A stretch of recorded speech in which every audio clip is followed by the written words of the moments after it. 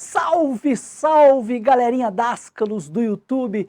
Tudo bem com vocês? Espero que sim.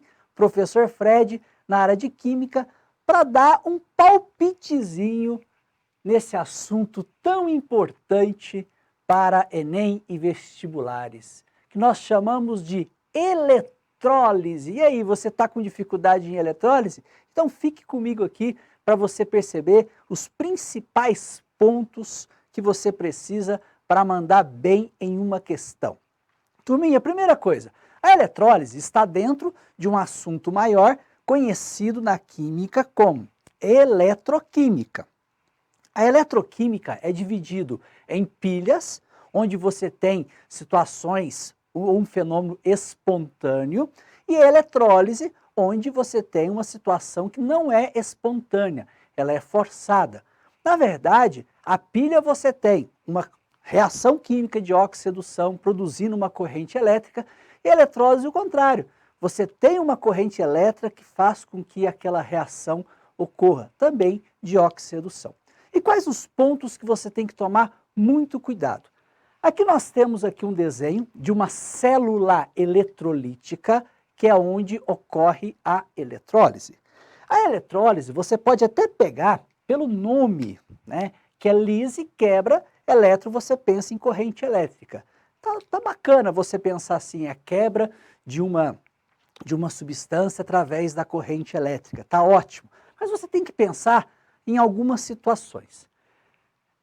Essa representação aqui em cima é o meu gerador.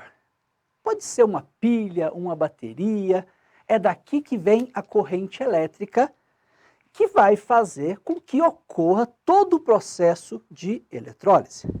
A eletrólise, assim como as pilhas, tem dois eletrodos, um conhecido como cátodo e outro conhecido como ânodo.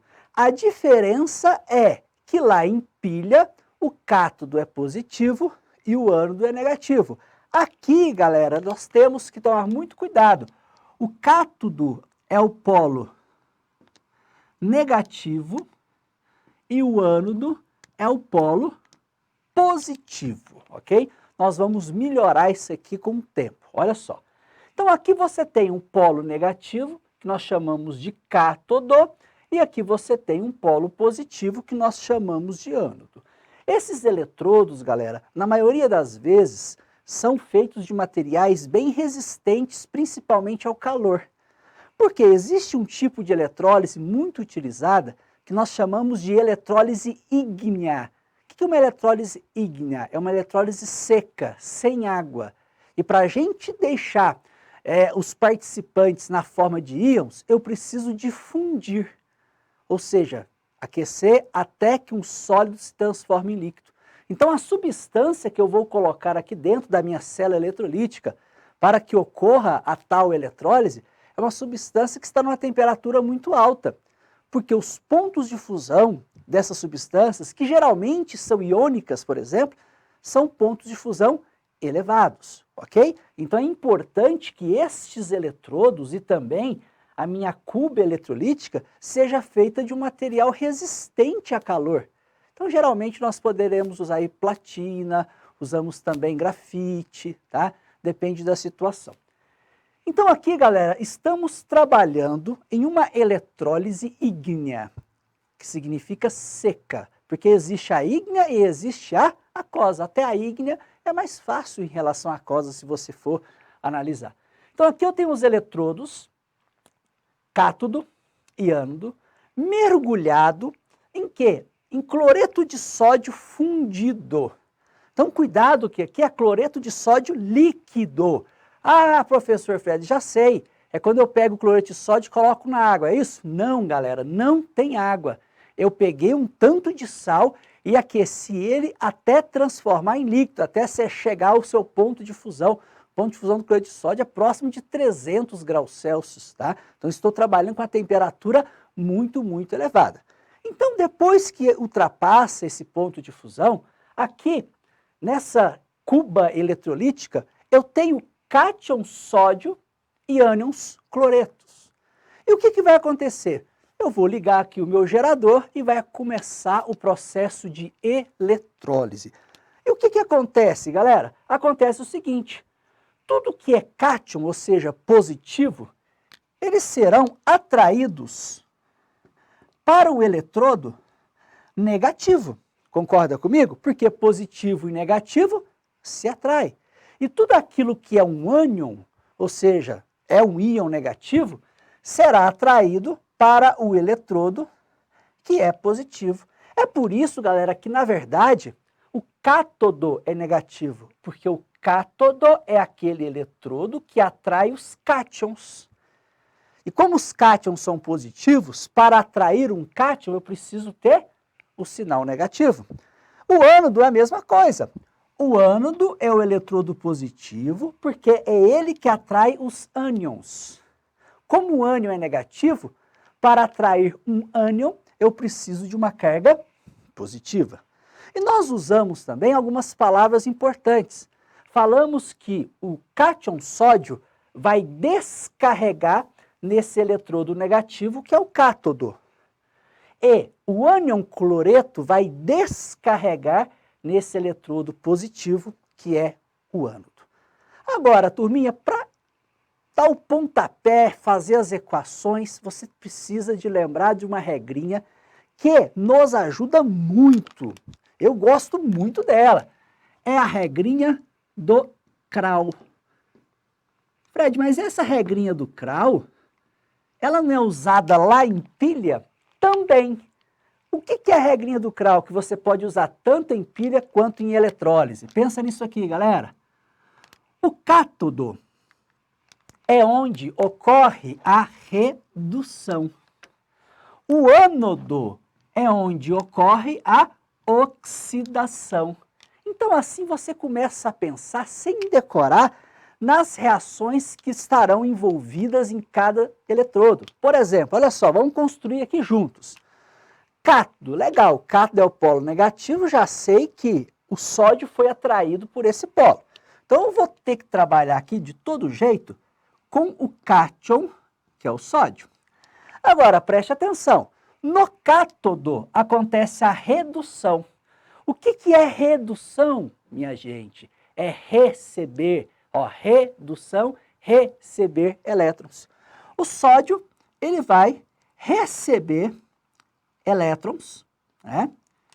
Vai receber elétrons e vai acontecer a diminuição do NOx dele, que é o que você chama de redução. Então, o sódio que está com NOx mais 1, ele vai passar para NOx 0. Vai ter uma diminuição do NOx. E você sabe que todo o metal, né, como substância simples, NOx 0, é o que nós chamamos de, aqui no caso, sódio metálico. Eu coloco um zerinho ali em cima para indicar que ele tem o estado de oxidação, o número de oxidação 0. Então, aqui aconteceu uma redução, galera. Ó, cátion sódio recebeu elétron para formar o que nós chamamos de sódio metálico, tá bom? E lá do outro lado, o que está acontecendo? Pô, lá do outro lado é o seguinte, o cloreto está sendo atraído por esse eletrodo positivo que se chama ânodo. Ah, beleza.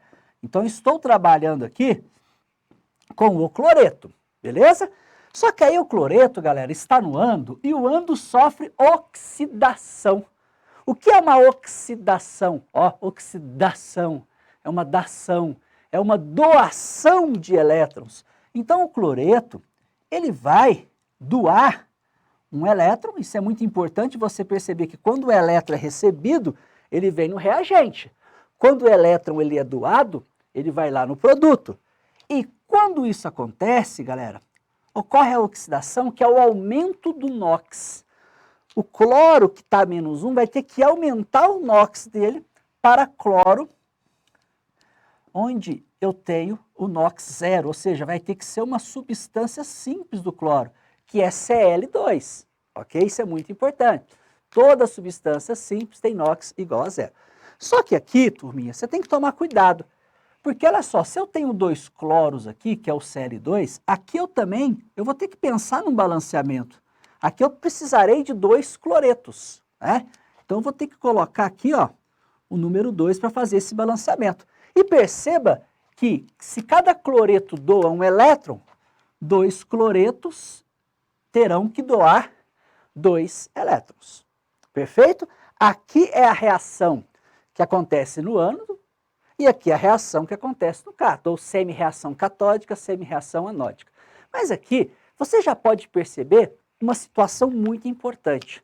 O que é formado no cátodo? Sódio metálico. E o que é formado no ânodo? Cloro, que é gasoso. Então dá para perceber, por exemplo, no ânodo vai sair bolinhas, porque o cloro é um gás. E às vezes o cara vai te perguntar qual é o eletrodo que forma um gás. Então você já está sabendo que no caso aqui será um ânodo. Agora, é muito comum também que eles te peçam uma equação global. Fred, como que eu faço uma equação global? Eu tenho que somar essa semi-reação, que é a catódica, com essa que é a anódica. Só que você tem que tomar cuidado. Por que, Fred, eu tenho que tomar cuidado? Porque os elétrons doados têm que ser iguais aos elétrons recebidos, o número. Então, por exemplo, se aqui eu tenho o cloreto doando 2 elétrons, e de cá eu tenho o sódio recebendo 1 elétron só, não vai dar certo. O número de elétrons doados tem que ser igual ao número de elétrons recebidos. Isso é igual na pilha e na eletrólise. Então, para eu juntar essas duas equações, somar as duas e cancelar os elétrons, eu preciso multiplicar esse cátodo tudo por 2. Porque aí, galera, eu terei aqui, ó, se eu multiplicar tudo por 2, eu terei 2N a mais, terei 2 elétrons e terei 2 sódios. Aí sim eu poderei cancelar esses números de elétrons e somar as duas reações. Então vai ficar assim, ó, 2 sódios, que são cátions, ok? Está no reagente. O que tem mais lá no reagente? Com 2 CLs, ou seja, cloretos, Cl-, né? Já cancelei os elétrons, é isso? Então, beleza. E aqui, a formação dos produtos. O que tem no produto? O sódio metálico, né? Sódio metálico, mais, no caso, outro produto, que é o Cl2. Pronto. Essa é a equação global, que, claro, já sai balanceada, né, para essa eletrólise, que é a eletrólise ígnea do cloreto de sódio. Aí você fala assim, ô Fred, qual é o sentido da eletrólise? Né? Pô, tem muitas situações no dia a dia, como um carregador de pilha, né, carregador de celular. Mas também, galera, industrialmente é um fator importante no sentido econômico. Imagine você pegar o cloreto de sódio, que é algo barato, ele é extraído do mar, você vai comprar sal aí no supermercado, é o item mais barato que tem. Então é relativamente barato em relação, eu digo, a outros produtos. Imagine que a eletrólise, ela consegue, a partir do cloreto de sódio, produzir sódio metálico, que nós não encontramos na natureza, e também cloro gasoso. Ou seja, a partir de um produto barato, eu consigo produzir 2 substâncias mais caras. É como se eu pegasse uma nota de 50 reais, rasgasse ela, e agora eu tenho 2 de 100. Já pensou? É mais ou menos, né? É que para você gerar uma situação dessa, para acontecer uma eletrólise, eu tenho que gastar o quê, gente? Energia, né? Então a gente faz essa analogia para você lembrar que em termos econômicos é uma coisa bacana, mas não é assim de graça não, você só vai pegar o sal lá e pronto. Existe também a conta que você tem que fazer de quanta energia que você vai gastar, porque a eletrólise é um processo não espontâneo, não ocorre assim, espontaneamente, pronto, só começar e pronto, não. Eu preciso de corrente elétrica, porque é a corrente elétrica que vai fazer a reação acontecer. Turma, espero que você tenha entendido pelo menos o princípio da eletrólise, para a gente quebrar aquele tabu que a eletrólise é algo, nossa senhora, inatingível. Para com isso. Entenda o que é uma redução, entenda o que é uma oxidação. Guarde a regrinha do CRAL, que no final a única coisa que você vai ter que guardar é que os sinais são contrários à pilha. O resto você vai construindo. Ok? Galera, espero que eu tenha te ajudado. Não deixe de curtir o canal, tá?